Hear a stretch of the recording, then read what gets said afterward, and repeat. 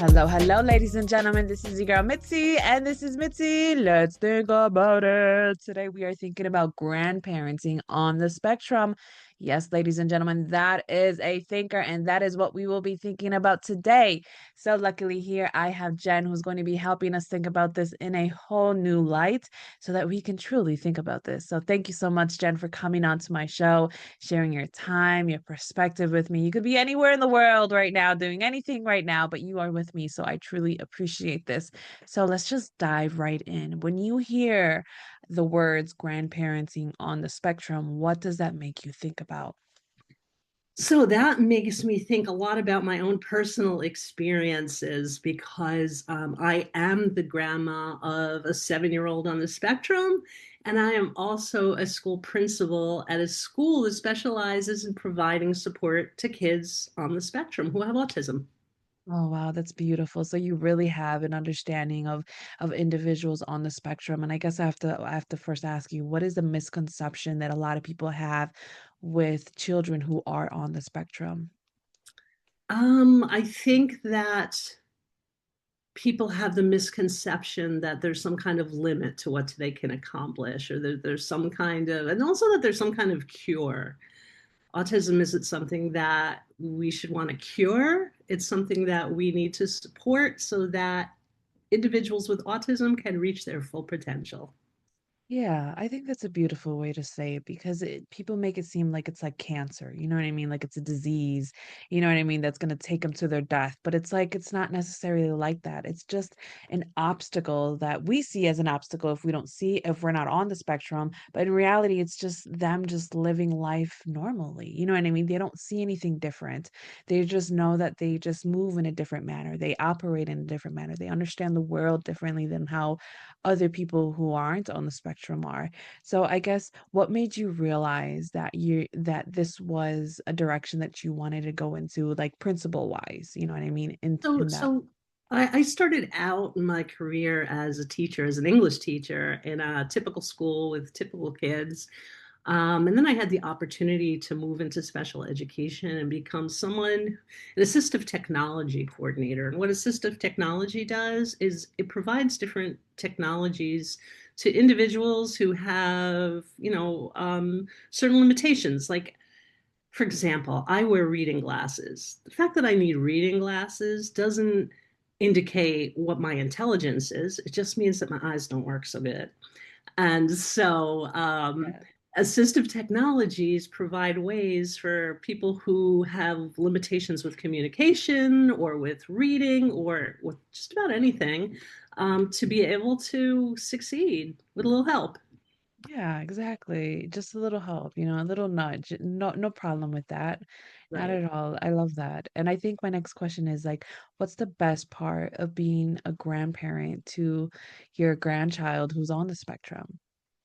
Oh my gosh, it's just the most exciting journey because right now it's the end of the school year, and it's really awesome as any parent or grandparent would to look back and say, well, last year at this time, this is where he was, this is what he was doing, and like look at him this year, look at him go, and Yeah. just looking at that growth on his journey. Oh, absolutely. My son is on the spectrum, and every year I just see something that's just like a little shift in him and of him evolving and growing. And it's just the most beautiful thing because I can see that, you know what I mean? I can see that Hmm. growth in him. And it's just the other people who are coming into my life or coming into our lives and who are not always in our lives, like they don't understand him, you know what I mean? Or they try to force him to be like other children. And I think that's just an obstacle that I'm dealing with those type of people. But it's like, how do you handle that when other people try to force your grandchild to be, or like those type of children to be like other children? What do you deal how do you deal with it? So, I have to remind myself, and sometimes I have to remind other people, that this isn't some kind of race to a common finish line. Thank you. Everybody is on their own journey. That includes typical people, neurotypical people. That includes people with autism. That includes every single human that's here, right? It's not a Yeah. race. It is a journey. Yeah, exactly. I think that's one of the most challenging parts that I deal with. But for you, what is the challenging part that you deal with when it comes to this? Um, I think that there's a lot of judgment from others. You know, a Yeah. lot of people think, well, if it was my kid, I'd just give them more discipline, or I would just, you know, like, there's a lot of advice coming from all directions. And I know my daughter and her husband experienced that too. Like, the supermarket cashier would have some input as to how you should be raising your child, you know, with strangers Yeah. on the street. And I think that's really, really tough. Oh, absolutely it is because it puts this pressure on the parents and on the child that doesn't need to be there, you know what I mean? And I think it's just this old way of thinking that we have to meet a certain standard, a certain milestone at a certain time frame to be considered successful or intelligent or oh, have a good future because I feel the problem I feel like is that people is always trying to determine a child's future. You know what I mean? They're always trying to Mhm. assume and they're always trying to predict, oh, well, if they're not doing this at this age, then they're going to be like this at their age. And it's like, I don't think that's necessarily true. You know what I mean? Is that kind of similar for you as well? Absolutely. I mean, you said that your child is on the spectrum, and here we are at the end of a school year, and look at all the surprises. Like, you look back over the course of the year, like, I had no idea that, like, we were going in that direction, and like, that growth is just so exciting. Um, and I think that focusing on that instead of just focusing on what isn't Yeah. is important for other people to realize. You know, Yeah. tell me the good stuff. You know, I know it's challenging, but like, look, he's sitting in a seat and he's not uh wandering around a restaurant, or like, look at the good stuff.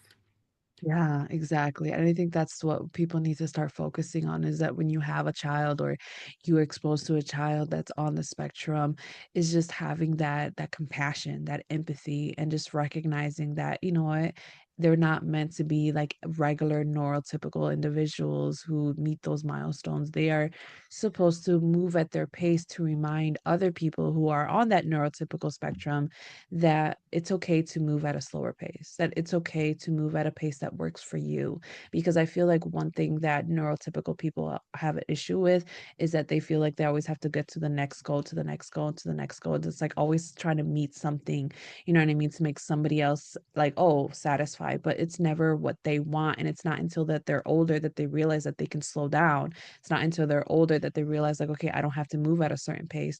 And I think it's kind of freeing having more people on the spectrum and seeing like it's okay to move slower. It's okay to move at a pace that's regular. And it's nice to see like schools, you know, changing their curriculum and changing the way that they process children in this manner, you know. And I guess for you, since you work in the special educational program and you're principal in this in that industry, I mean, like, how are you guys trying to really accommodate to people on the spectrum?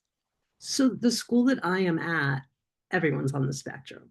It's just a school for kids with autism, and the beauty of it is every student has an individualized plan with their specific goals Oh, that that's work for beautiful. them, right? That's a Yeah. requirement, to create an IEP that has those goals. And you know, you were just talking about goals for typical people, and yeah, neurotypical people, they set goals for themselves and they work towards the goals.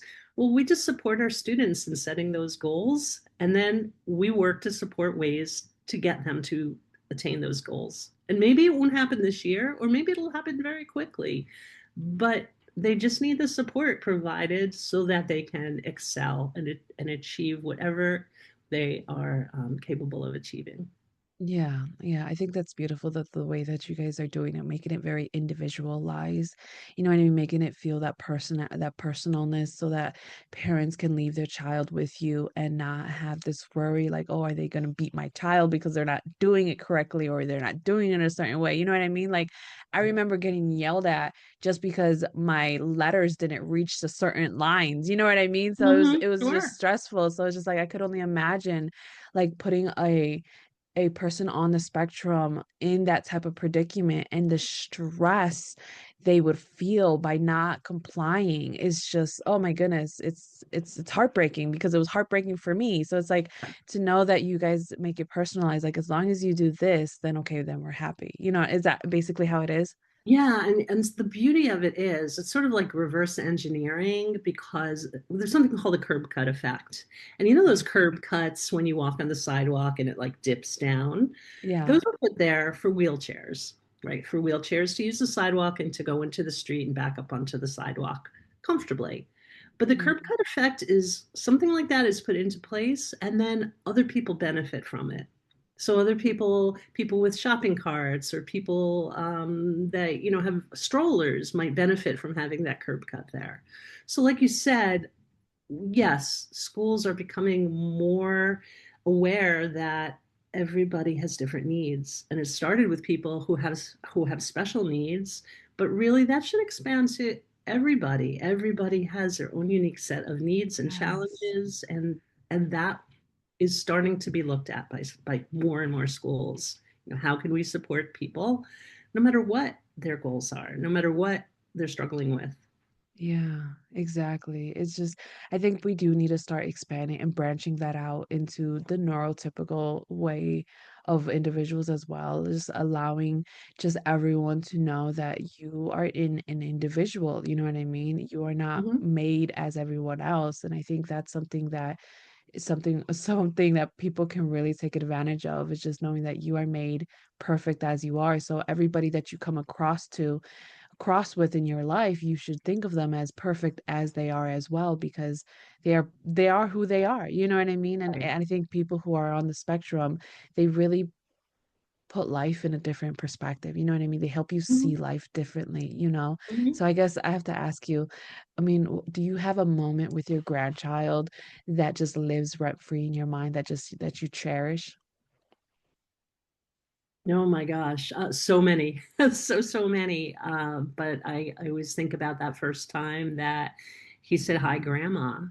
That was he had limited communication at the time, and his communication just keeps growing. And then one day I was on speakerphone. My daughter was driving her car, and she said, "Hi, Mom," and I said, "Hi, Ben." And then I heard, hi, Grandma," and it was like, whoa, like here we go. This is unexpected and very cool, and something to be celebrated. Yes, yes, I love that. That's very true because I think my mom had that moment just a couple weeks ago. She came over to drop off some things for myself, and when she went to go hug my son, she gave him a hug, and usually like he would run away or just like don't hug me, but this time he actually embraced her and Oh, actually let her give him a kiss on the cheek, and he was just like give him like a little smile, and like for her that was everything. Like she was just like, "Oh my goodness, he let me hug him, he let me kiss him. It was so sweet." And it's just like people don't realize, like, when you have a child on a spectrum, you have to give them that respect. You know what I mean? You have to give mhm. them the respect of their space, their boundaries, and everything at an early age, because it allows them to recognize who they can be comfortable with. Because right now, my son, he's in the nonverbal stage.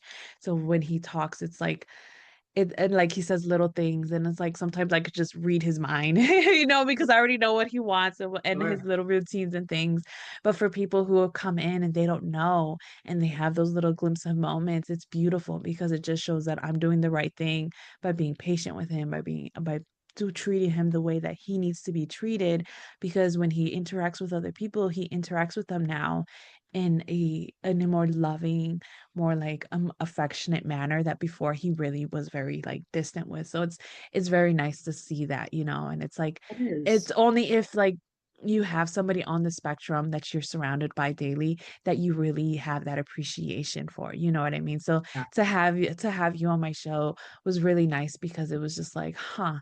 I mean, you know what I mean? When I read You your know, if I could just add one thing, because you said that, as a parent, you're sort of the expert on your child. You yeah, you are the expert. And I wrote my book, Grandparenting on the Spectrum, because it was like trial and error for me to realize, even though I was an expert on my children when they were little, the yeah, expert on my grandchild is my daughter and her husband, Yeah. right? So they I have to sort of take a back seat. And I think a lot of my book is about that acknowledgement that you're there to support your adult children. You're not there to be the parent. Yes, that's a And valid it's, yeah, point. and it's really important for grandparents, all grandparents, not just grandparents of kids with autism, to realize that the experts on the grandchildren are the parents. Yeah, exactly. I mean, the ones who are constantly there with the children. So I guess it leads me to my next question. What made you want to write this book? I mean, you could have kept this information, this experience all to yourself. I mean, why share it with the world? I felt like I felt like it's rare to have somebody with the professional expertise of working so long with kids who have special needs and kids with autism, particularly, and combine that with my experience as the grandma of somebody with autism. Right. It's a sort of cool mix, and it's a lot about relationships and family dynamics and providing support in ways that are truly helpful, because it's not just about doing what you want as a grandma, it's doing what's best for your grandchild and their family.